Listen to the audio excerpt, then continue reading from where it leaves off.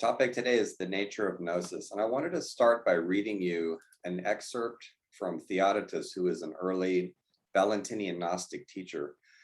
I really like this piece because it encapsulates very briefly exactly what gnosis is, and then we'll develop that. So Theodotus says, "It is not baptism alone that makes us free, but gnosis, or deep knowledge of who we are, of what we have become, of where we were, where we had been cast out of, where we are bound for, from what we are delivered, what birth is, what rebirth is." That's Theodotus, according to a fragment that was handed down to us by Clement of Alexandria. For the Hermetics and for the Gnostics who branched off for them, consciousness was a pretty big deal.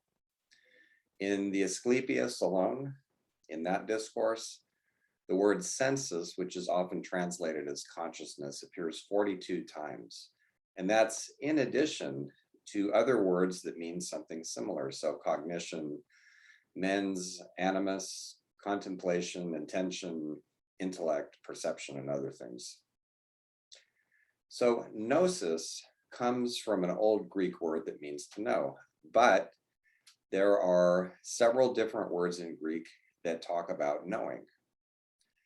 So for instance, techne is a Greek word for knowing, but it refers to skill, some kind of technical knowledge that's directly applied. And episteme is more like what we would now call theoretical knowledge.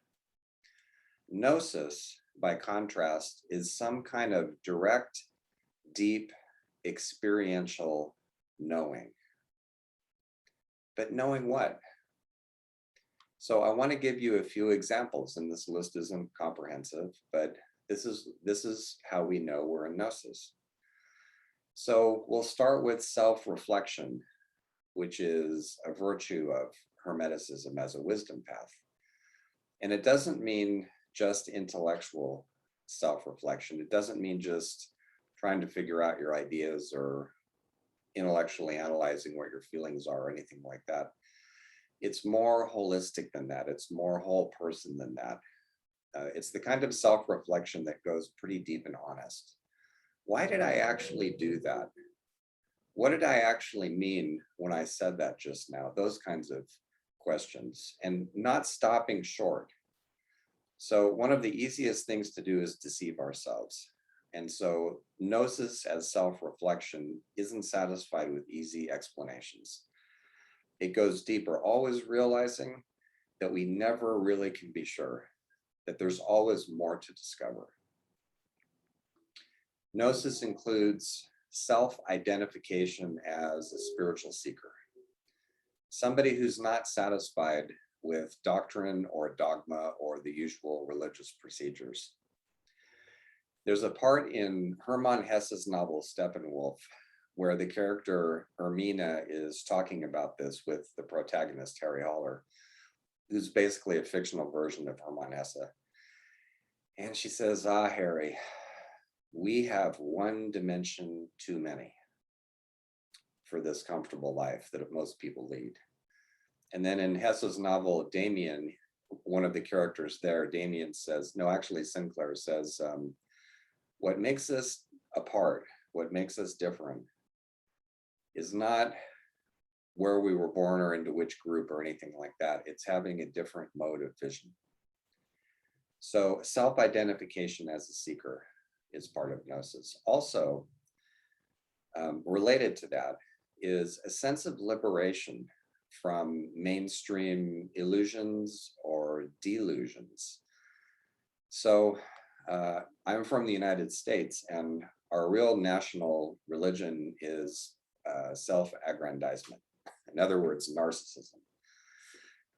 We get lots of reinforcement for putting ourselves out there, particularly if it's for influence or money. And so gnosis sees through that game and says, no, I'll promote my work, but I'm not going to play the personality game. So that's an example of that sort of gnosis, a sense of liberation. from what other people believe that binds them in the prisons that they make for themselves. Gnosis includes a sense of the continuity of a life beyond a single lifetime. And to some extent, that can mean knowledge of ancestry, but it also means at a deeper level, the feeling that we are born into a story that we didn't start, but that we represent a continuation of. So a question that arises from this is, what is the bigger story that I've been born into? And another question is, where should I go with it?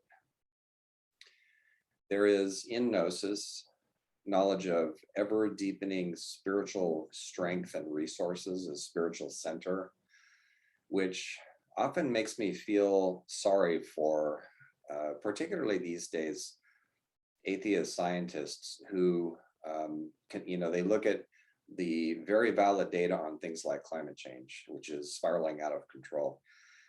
And, some of them talk to me and they're just in despair. I can't convince anybody to change course. No government on earth is taking this seriously. And they don't have spiritual resources to draw on for situations like this. So they lapse into despair. I know of an ecologist who's basically telling everybody, just enjoy yourself for now because it's all coming to an end. That's not really a life philosophy, that's submission. So Gnosis includes being able to draw on various kinds of spiritual strengths. Now, there's a term that comes up in Islamic versions of Gnosis, and the term is Tawil, and usually it refers to interpreting a text, for instance, the Quran, in a symbolic way. So seeing the symbolism in things, we can extend the meaning a bit, and as the Hermetics did themselves, and notice that public occasions, the latest news, events that happen in our personal lives, and pretty much anything can be looked at through the lens of interpretation if we have a symbolic eye, if we are able to move past the literal to the images and the motifs and the meanings that might be dwelling right underneath the surface. So that's a sort of gnosis too, seeing the surface of events, but asking oneself, what's underneath this?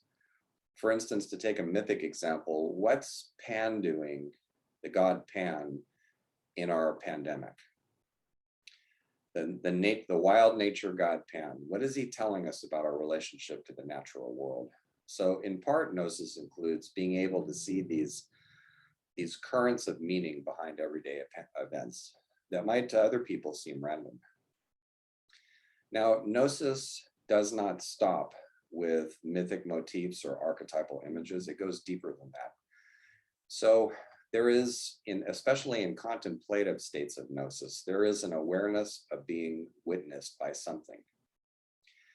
And my favorite example of this, which immediately comes to mind, is Thomas Merton's book, Contemplative Prayer, the last book that he wrote before he died.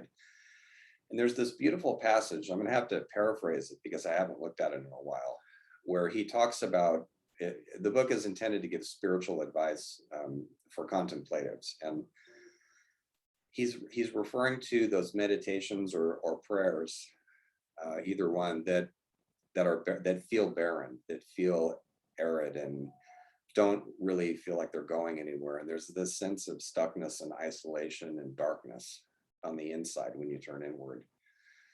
And in part, this comes from wishing for light and illumination and joyful experiences and all that. And, after making the point that any meditation or prayer is a good one, Merton refers to something that you can verify yourself, which is that if you stay with it, if you stay in the desert and the darkness, there is a move that they make apart from you, where you suddenly switch from being the seeker after light to being witnessed by the dark. There is a way in which the silence and the barrenness and the isolation themselves become, as he puts it in a Christian context, the word. So a sense of being witnessed, a sense of conversation. The great master Muhammad ibn Umayl refers to this in his writings where he talks about conversations with the divine. And of course, he doesn't mean, hi God, how are you doing? You know, he means a deep internal process where you feel received and in turn receive the presence, whatever comes to you. So gnosis includes that. And in its deepest state, it's a consciousness without a knower. It's non-dual. So if you watch yourself carefully, you notice that your sense of I or me is put together by thoughts that are going through your mind and connected to other things, feelings and memories and images and things like that. When you're in a deep state of contemplation, the mind starts to become quiet. And it's not quieted. It just becomes that way by being noticed.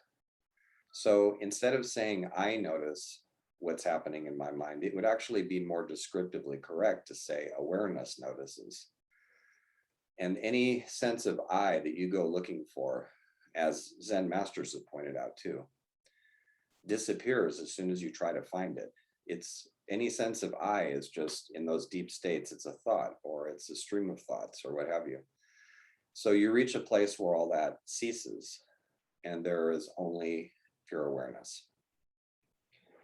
Now, one other thing about gnosis here too is gnosis isn't to be put in opposition to action in the world. In fact, action in the world is an integrated part of living a spiritual life, the way the Hermetic practitioners understood it. So gnosis should inform action in the world. It should provide us with a foundation of deep consciousness for the choices that we make, for the things that we do, and how we relate to each other. It's not an opposite. So this dualism that we have, particularly in the West, of either you're for action or contemplation, isn't what gnosis is all about. It integrates them. So it's not a sense of being separate from everything, cultivating a state of consciousness that's apart from other people. It's actually more to join with oneself and other people and the world and even the cosmos. And as I mentioned in the video where I talked about the 9 agreements of Hermeticism, one is that the universe is constituted as unity in diversity. They go together, unity in diversity. So let me mention too, a particular kind of gnosis, and it was referred to by the Valentinian Gnostics and by Valentinus himself as Cardiognosis. And that means gnosis of the heart. So another opposition that we tend to set up is my heart told me one thing and my mind told me something else. But if you investigate this deeper, you might find that it actually doesn't work that way, that that's actually not what's happening. So in cardiognosis, we rely on the heart's wisdom. We don't separate thought from the heart. In fact, it's more a matter of becoming aware of how your heart thinks. So in cardiognosis, heart and mind become heart-mind. And likewise with imagination and intuition, any of these, when they're split off from the rest of who we are, become problems. So the heart with no mind just chases after whatever impulses arise. And the mind with no heart is the kind of mind where in these days, where there's so much crisis going on, it just throws dismal facts at people. You know, the ice caps are melting and this and that. And there's no heart dimension of thinking about how this is going to land with people. It's up here, but it's not down here. So when you separate these two, they become problematic. And likewise with imagination and intuition, imagination that doesn't have mind and heart with it becomes just fantasies that go nowhere, daydreamings that go nowhere. And as far as intuition goes, oftentimes you'll hear people say, my intuition told me, or my inner knowing told me such and such. And when you think about it, this can be a real problem too, because when we treat one faculty as some sort of an authority, then what if it's wrong? And we have plenty of examples of public figures who say, oh, I trusted my gut to launch this war. Or I trusted my gut when it came to such and such. Or my intuition said this and that, and I did that. And the results can be disastrous. So it's not a matter of disparaging any of these faculties or abandoning them. It's a matter of having them all work together. So I think this idea of cardiognosis, when you actually practice it, is a nice way of having them work together as a whole, the way they were intended to. So I'll finish with a little piece from book 13 of the Corpus Hermeticum, and the speaker is Tat. And so in the Corpus Hermeticum, Tat is understood to be Thoth, the great Egyptian wizard god, the god who is the scribe and the mediator and a number of other things. And so in book 13, this is Tat's comment, and I regard this as an example of gnosis, and I want to leave you with this. Tat says, I am in heaven, in earth, in water, in air. I am living creatures and in plants. I am in the womb, before the womb, after the womb. I am present everywhere.